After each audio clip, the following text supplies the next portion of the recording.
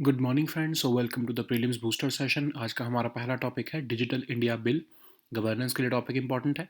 Central government जो है वो प्लान कर रही है कि जितने भी ऑनलाइन प्लेटफॉर्म्स हैं, चाहे वो सोशल मीडिया साइट्स हो, ई कॉमर्स एंटिटीज़ हों या आर्टिफिशियल इंटेलिजेंस बेस्ड कोई प्लेटफॉर्म्स हो, उन सबको जो है, जो अभी इंफॉर्मेशन टेक्नोलॉजी एक्ट के अंदर आते हैं, उनको एक रिप्लेस करके डिजिटल इंडिया बिल के अंदर डाल दिया जाए। तो उसी के लिए जो है draft India digital India bill भी जो है गवर्नमेंट जो है इस मंथ के एंड तक जो है वो निकालने वाली है। और जो इंफॉर्मेशन टेक्नोलॉजी एक्ट के प्रोविजंस होंगे वो भी इसी एक्ट के अंदर सबस्यूम कर दिए जाएंगे। कंज्यूमर के राइट्स को प्रोटेक्ट करना, रेगुलेट करना, इनोवेशन को कैटलाइज करना, ये सब जो है इसका बिल का मोटिव होने वाला है। अब कुछ किसके एस्पेक्ट्स देख लेते हैं। तो अभी तक आपको पता होगा कि इंफॉर्मेशन टेक्नोलॉजी एक्ट जो साल 2000 का है, उसमें कोई इंटरमीडियरीज का कंसेप्ट अभी तक नहीं था, क्योंकि उस टाइम पर होते ही नहीं थे इंटरमीडियरीज। तो इस समय अब 2020 के बाद मतलब 2022 आ गया है, तो अब सोशल मीडिया इंटरमीडियरीज हैं, जिसको इंफॉर्मेशन टेक्नोलॉजी एक्ट अमेंडमेंट 2020 के अंदर गवर्नमेंट ने रिकॉग्नाइज किया है। तो इसलिए अब क्लासिफिकेशन करनी ज़रूरी हो गई है इंटरमीडियरीज की। जो सोशल मीडिया प्लेटफॉर्म्स हैं, जो सिर्फ एक इंटरमीडियरी हैं, आपकी इन्फॉर्मेशन आप पोस्ट करते हो, वो सिर्फ उनके ट्रस्टी हैं। ठीक है। E commerce platforms, AI platforms, fact checking platforms, ये सब जो है इनको अलग अलग इंटरमीडियरीज की जो है वो कैटेगरी में बकेट किया जाएगा। गवर्नमेंट ये भी प्लान कर रही है इस बिल के अंदर कि एक जैसे आपका ट्राई टेलीकॉम के लिए है, आपके स्टॉक एक्सचेंज के लिए सेबी है, वैसे ही एक रेगुलेटर जो है वो ऑनलाइन स्पेस के लिए भी लाया जाए। ठीक है। सो अभी हमने देखा था ना, draft digital personal data protection bill भी आया था, जिसमें डिजिटल पर्सनल डेटा को कैसे जो है वो प्रोसेस किया जाएगा और इंडिविजुअल्स के राइट्स को कैसे प्रोटेक्ट किया जाएगा, वो भी जो है गवर्नमेंट ने जो है इस बिल के अंदर प्रोविजंस डाले हैं। ठीक है।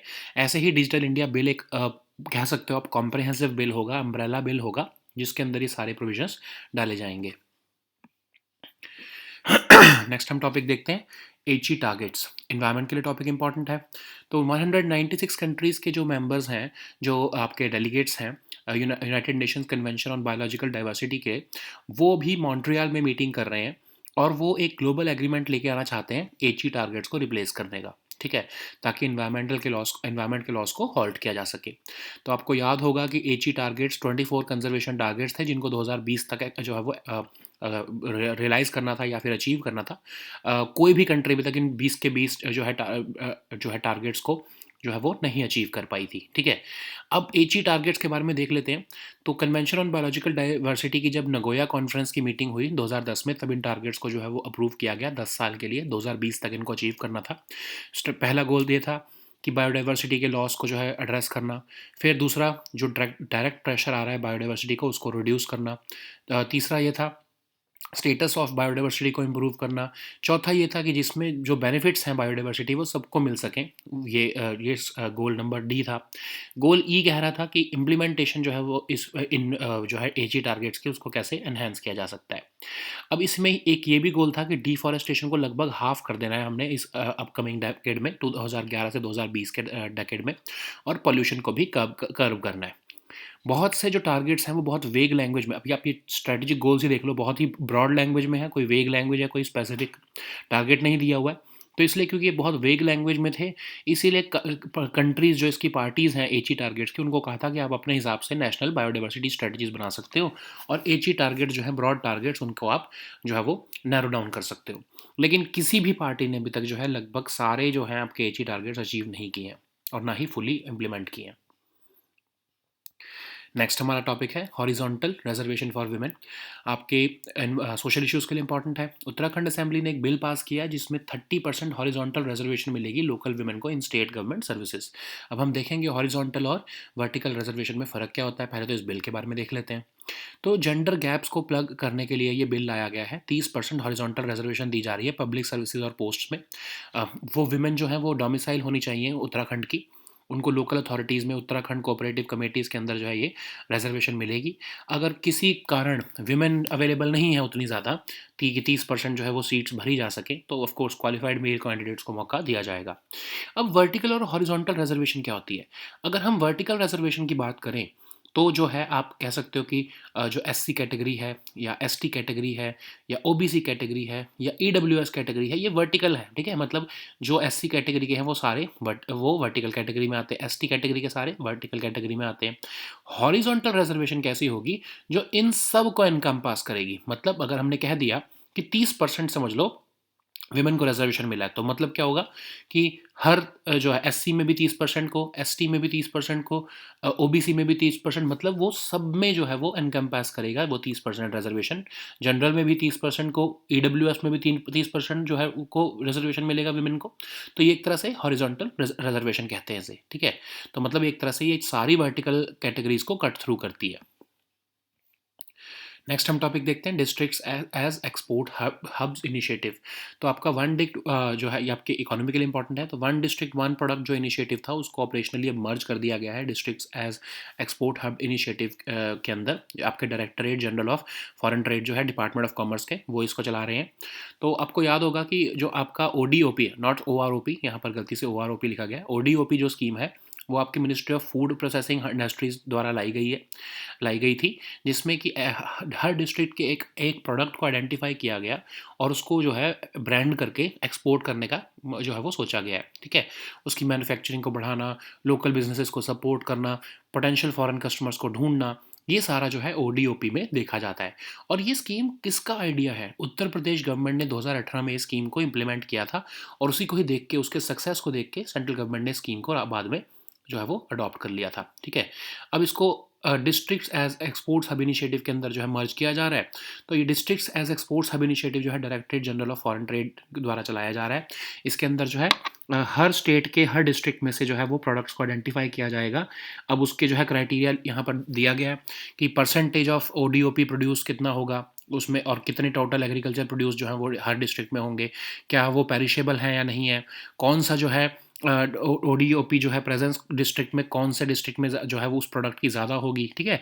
हो सकता है कि जैसे लीची लगा लेते हैं हम, तो वो 3-4 डिस्ट्रिक्ट्स में होगा, है ना, 3-4 डिस्ट्रिक्ट्स में ज़्यादा लीची बिकती होगी, तो या बनती होगी, उगती होगी।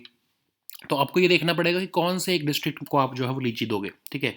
फिर रिकॉग्निजिबिलिटी ऑफ उस डिस्ट्रिक्ट की भी जो है वो देखनी पड़ेगी, ताकि एक ही डिस्ट्रिक्ट को जो है आप फेमस कर सको उस पर्टिकुलर प्रोडक्ट के लिए।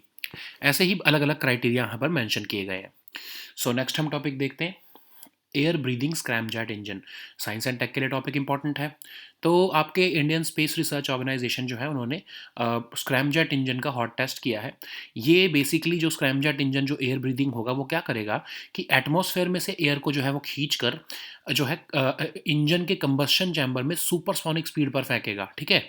अब इससे होगा क्या कि जब एयर मिक्स होगी फ्यूल में तो सुपरसोनिक कंबस्शन होगी। जब सुपरसोनिक कंबस्शन होगी तो जो क्रूजर फ्लाइट है वो हाइपरसोनिक स्पीड के ऊपर जो है वो चल पाएगी, लगभग 6 से 7 मैक की स्पीड जो है वो अचीव कर पाएगी। तो जो है, क्योंकि ये सुपरसोनिक कंबस्शन हो रहा है इसलिए हम इसको स्क्रैमजेट कह रहे हैं, जबकि स्पीड जो है वो हाइपरसोनिक अचीव कर पाएगा, ठीक है। तो स्क्रैमजेट इंजन की जो कंबस्शन चैम्बर है वो सुपरसोनिक स्पीड पर जो उसमें है एयर जाएगी, इसलिए इसको हम स्क्रैमजेट इंजन कह रहे हैं। अब जो एयर जो है वो मिक्स होगी एटमाइज फ्यूल के साथ, फ्यूल इग्नाइट होगा और स्क्रैमजेट इंजन जो है उससे चलेगा। अब इसके बेनिफिट्स क्या हैं? अब जो ये एयर ब्रीदिंग स्क्रैमजेट टेक्नोलॉजी है जो है इसरो चाह रहा है कि उससे हम हाइपरसोनिक मिसाइल्स बनाएं, सिविलियन एयर ट्रांसपोर्टेशन भी हम कर सकते हैं। एक फ़्लाइट जो है अगर वो हाइपरसोनिक स्पीड पे जाएगी तो आपका डिस्टेंस बहुत ही जल्दी कवर हो जाएगा। फिर सैटेलाइट्स को ऑर्बिट में भी डालना लो कॉस्ट पे और ज़्यादा जल्दी डालना, ये सब भी जो है इसका यूज़ किया जा सकेगा स्क्रैमजेट इंजन का, ठीक है। So now let us see all these topics in English.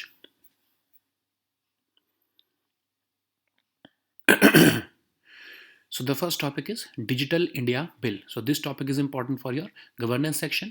So you know that central government is planning to bring online platforms including the social media sites, e-commerce entities, fact-checking portals, and even artificial intelligence-based platforms under a umbrella legislation or a fresh legislation, which is expected to also replace the Information Technology Act of 2000. So this would be called the Digital India Bill, or the once passed it would be called the Digital India Act, and its draft has been prepared and it might be put into public consultation by the end of this month.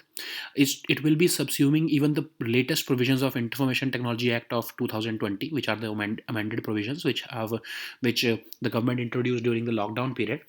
And The bill is supposed to be regulating and the entire IT sector, safeguarding consumer rights, and also it will not be a barrier to the development of IT sector, rather it will catalyze innovation. Okay, so the aspects that Digital India bill would be covering is intermediaries. So you know that at the time when the IT Act was passed in the year 2000, there was no concept of intermediaries. Social media was not there at that time, e-commerce platforms were not there at that time, so we have to evolve with time. That's why we are bringing this concept of Digital India bill.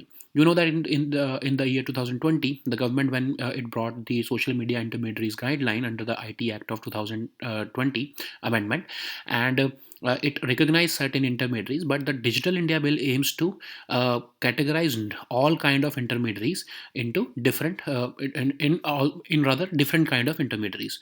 So social media platforms would be a certain kind of intermediary, e-commerce platform would be another kind of intermediary, and so on. Okay, so a government is also planning to bring a regulator for the internet, like we have this TRI for telecom sector, SEBI for stock exchange, and so on. So a new regulator would be there for internet regulation also. Government has also shown its keen interest by introducing this digital personal data protection bill, which aims to recognize both the right of individuals and privacy and their privacy, and how the digital personal data would be processed. For that, this draft of digital personal data protection bill has already been put out in the public domain. Okay, we have already discussed about it recently also. So the next topic is HE targets. So this topic is important for your environment section. You know that HE targets have expired in 2020. So to replace it with a new agreement or a new global agreement, delegates from 196 countries are meeting in Montreal, that is in Canada, and they are trying to hammer out a new global agreement on halting environmental loss. So about 24 conservation targets were discussed in 15 this existing COP that is being held in Montreal to replace the HE biodiversity targets which have expired in 2020. So there were 20 such HE targets, and none of the countries have realized all the targets till now, and it was set to expire in the year 2020. So you know that in convention in 2010, the convention on biological diversity, this meeting was occurred at the Nagoya conference, and at that time HE targets were identified. So they laid out a 10-year plan from 2011 to 2020 to achieve these 20 targets, and uh, which were divided under 5 categories or 5 goals. First goal was, of course, addressing the underlying cause of the biodiversity loss. Second goal was reducing the direct pressure on biodiversity. Third goal was improving the status of biodiversity. Fourth goal was enhancing the benefits arising out of biodiversity to all. And the last goal was enhancing implementation through participatory planning. So you can see that all these goals, they were very vague, they were very broad. So that's why it was announced that the member countries or the participating countries, they can devise their own national biodiversity strategies based upon these broad goals, and they should be mimicking their original goals laid out by the AG targets. But none of the countries or none of the parties have yet achieved, or rather fully implemented, these targets that they have developed themselves. Okay, so for that, these member countries of United Nations Convention on Biological Diversity, they are meeting at this moment, and they devising new or at least 24 conservation targets which have to be achieved in the next few years, or probably by the end of this decade. Okay, so the next topic is horizontal reservation for women. This topic is important for your social issues. So Uttarakhand Assembly has recently passed a bill to provide 30% horizontal reservation to local women in state government services. So the aim, of course, is to plug gender gaps, and 30% horizontal reservation would be made available to the women in public services and posts. So women would have to be a domicile of Uttarakhand. They will be given a reservation in local authorities, Uttarakhand cooperative committees, etc. And if in case there are not enough women candidates, then of course male candidates would be selected in the order of proficiency. What is the difference between vertical and horizontal reservation? So, like I was giving an example, even the Supreme Court has upheld the horizontal reservation as a tool to ameliorate the conditions of vulnerable communities or vulnerable sections of society. So, in Saurav Yadav versus State of Uttar Pradesh case, the Supreme Court recognized this horizontal reservation. So, what is this horizontal reservation and what is vertical reservation? So, you know that in ST category, this is vertical reservation, SC category reservation is vertical reservation, EWS category is vertical reservation, and general category itself is a vertical category. But what is horizontal reservation? So when you bring out a reservation like women reservation, so this is what this is horizontal, it will cut across all the categories. So 30% reservation of women in SC category, 30% reservation of women in ST category, 30% reservation in EWS category, and so on, including in the general category. So this is cutting across all these sectors or all the vertical categories. That's why we call it horizontal reservation. Okay, so this is the example also that has been shared. If you need to read it, you can read it after the class. So the next topic is districts as export hubs initiative. This topic is important for your economy section. Recently, the one district one product initiative has been operationally merged with the districts as export hub initiative of the Directorate General of Foreign Trade. So you know that ODOP was launched by the Ministry of Food Processing Industries, and the aim was to identify, promote, and brand a particular product from at least one district. Okay, so for example, there is Muzaffarpur in Bihar. Let's suppose that we decide that lychee, a particular product or a agriculture product, would be promoted, and only lychee, the lychee would be only promoted from Muzaffarpur. Okay, so even though there are 3 or 4 districts which are producing lychee, but we would identify only only that district in which it is most famous. Okay, I'm just giving an example. The aim was to turn every district in India into an export hub by scaling the manufacturing, supporting local businesses, finding potential foreign customers, and so on. This scheme was envisioned by the Uttar Pradesh government in 2018, and owing to its success, the government of India also adopted that scheme later in 2020. So, what is Districts as Exports Hub Initiative? So, it is an initiative by the Directorate General of Foreign Trade, that is the Department of Commerce. And in this scheme, one district, one product will have to be identified by the state for a district. So, like I was telling you earlier, that there is a criteria which is given below, and only after fulfilling all these criteria, a product is identified for a particular district. So, if the percentage of ODOP produced relative to total agriculture produced of the district. So basically, I was telling you that if an agriculture product has to be identified for a particular district, we have to see if anything else is famous in that district. If let's suppose 30 to 40% of the trade in that particular district is covered by a particular if or of a by a agriculture product, then of course that particular agriculture product would be identified as the brand of that particular district. Similarly, the perishable nature of that product has to be identified. The ODOP presence in the district relative to other districts, like I was telling you earlier, that let's suppose this lychee is